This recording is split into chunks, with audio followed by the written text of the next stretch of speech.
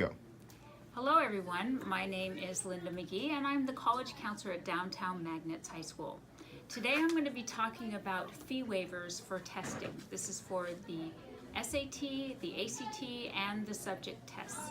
So please note that I'm talking about the process for Downtown Magnet students, but for those of you who are not from here, you can learn about how to get these at your own high school.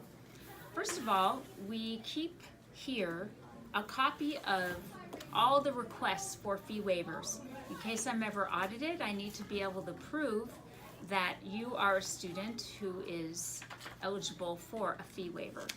So the fee waiver request is something that we keep here, and I'll show you later where they are so you can get one. It is a double-sided form, and it looks like this. On one side, and then on the back, there's a signature for yourself and your parent, basically saying that you are going to use these for the purpose intended, not sell them on the internet or something like that. So instructions are here on a very bright piece of paper so you won't lose them. First, we'll talk about the SAT fee waiver. This little blue piece of paper is worth over $50 to you. And if it's subject test, it could be worth up to, I believe now it's $86.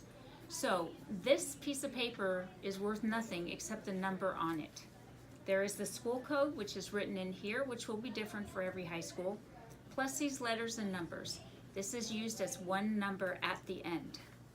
So what you do is follow this process. You go to College Board. Remember that most colleges are going to want what they consider the optional essay.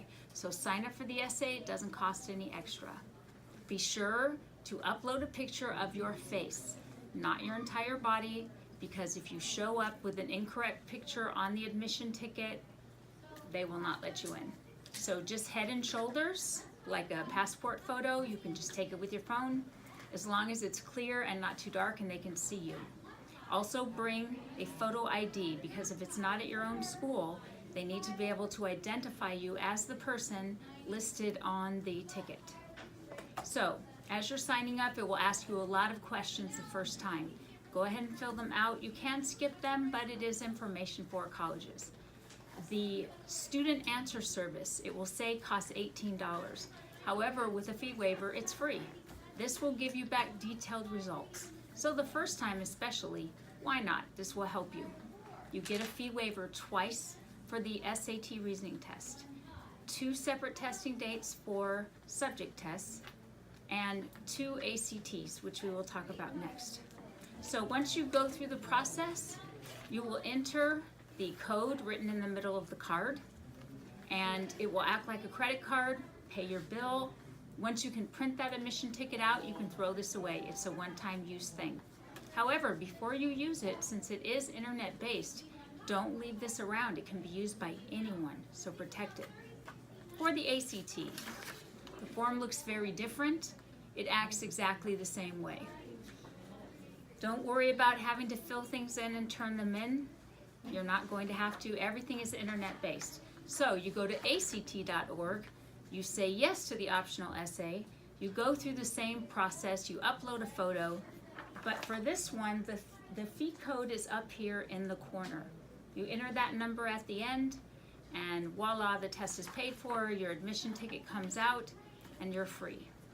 Now, one thing about subject tests. Subject tests are required by some colleges, and for the UCs, they're completely optional now. However, they will say strongly recommended for majors such as nursing or for the engineering.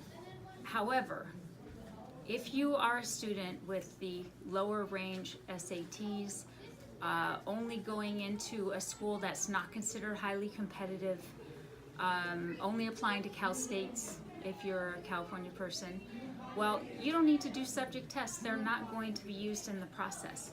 This is for people applying to highly competitive schools to give them an extra edge, hopefully. If they're optional and you're a terrible tester, don't turn them in. But they're hour-long tests on a series of different subjects of which you can choose. You use the same fee waiver number. They're 1 hour each, so you can do up to 3 on one date. But most people do 2.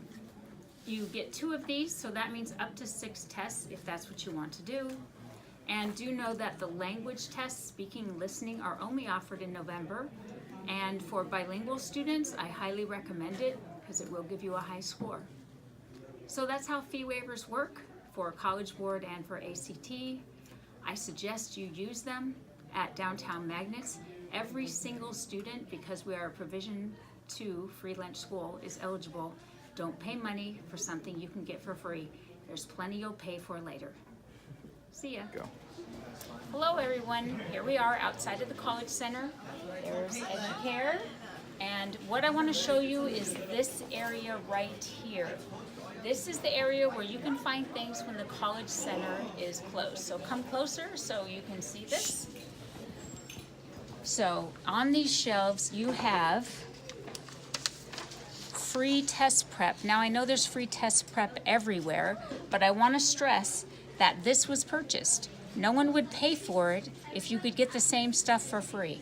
So please use this. You follow the link, you put in that code, and it's SAT and ACT, so very valuable. When you want to get your fee waivers, before I can give you anything, you need to fill in this form. I talked about this earlier. So please be sure that you get that form before you come to get waivers.